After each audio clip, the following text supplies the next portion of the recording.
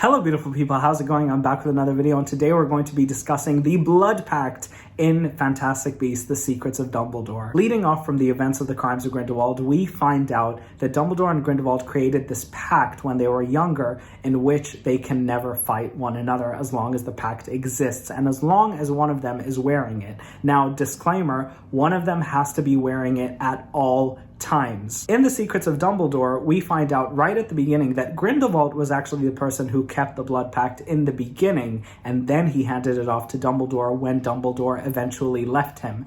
I find that very interesting. To me, that is very manipulative, and it really goes to show you how Grindelwald said, you know what, now that you're leaving me, here's this little blood pact to remind you how much you can't live without me. Wow. Dumbledore then begins to specify to Newt and Theseus at the Hog's Head that if Dumbledore were to fight against this blood pact or even think of harming Grindelwald, it will tear his face apart. I mean, he will literally die. You can actually see that it begins to choke his arm and it almost strangles him to death. And I find that a very interesting metaphor to if you reject love, it'll eventually kill you. And I think that's just really horrifying. It's tragic yet beautiful in the same time. This distinction is very interesting. If Dumbledore thinks about fighting Grindelwald, the blood pact will shatter his soul and end up killing him. This is a very essential distinction as to why the blood pact eventually shatters at the end of the movie, because later on you find out that Credence Barebone, who is also Aurelius Dumbledore, is actually the son of Aberforth. And of course, Credence Barebone, being an Obscurus, just like Ariana Dumbledore, was also an Obscurus. When Credence finally confronts Grindelwald, he finally stands up to him and says to him, I'm not doing your business anymore. Grindelwald casts the killing curse on him. When Grindelwald casts the spell to potentially kill Credence / Aurelius, Aberforth and Dumbledore, not even thinking, decide to fire back to protect this poor boy who has an Obscurus inside him, just like Ariana. An Obscurus is once again in the middle of a three-way battle between Grindelwald, Dumbledore, and Aberforth.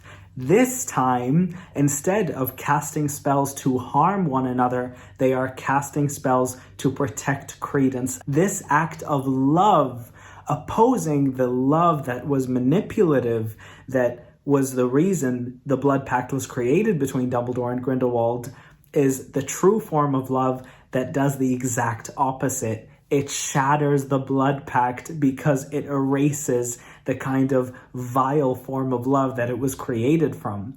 It fixes a mistake that Dumbledore has been haunted by his entire life.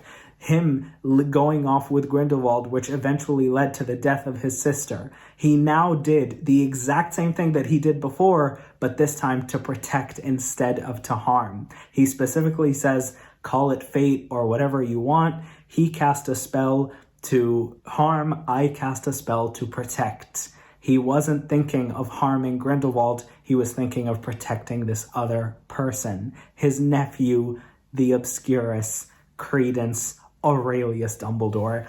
I absolutely love this. I thought this twist worked so well. It was a perfect mirroring of not only what created the blood pact, but also mirrors exactly what happened with Ariana Dumbledore. And I think that just works so well. It really fits with this Dumbledore timeline that we're learning about, the secrets of not only Albus Dumbledore, but Aurelius Dumbledore and Aberforth Dumbledore. This is not just the secrets of Albus Dumbledore, this is the secrets of Dumbledore. 3 Dumbledores. Absolutely brilliant. I truly love this film, you guys. I have so many more things that I want to talk about, but I need to get editing because I need to go to bed. But I love you guys so much. Thank you all so much for watching. I've uploaded a lot of other Fantastic Beasts videos, one related to the Chillin', going on a breakdown all about that, one about Aberforth and Credence and who Credence really is, and then I did a non-spoiler review and then a full spoiler review where I went into all of the breakdowns. So I really hope you guys check those out, and I love you all so much. Thank you all so much for watching. Bye guys.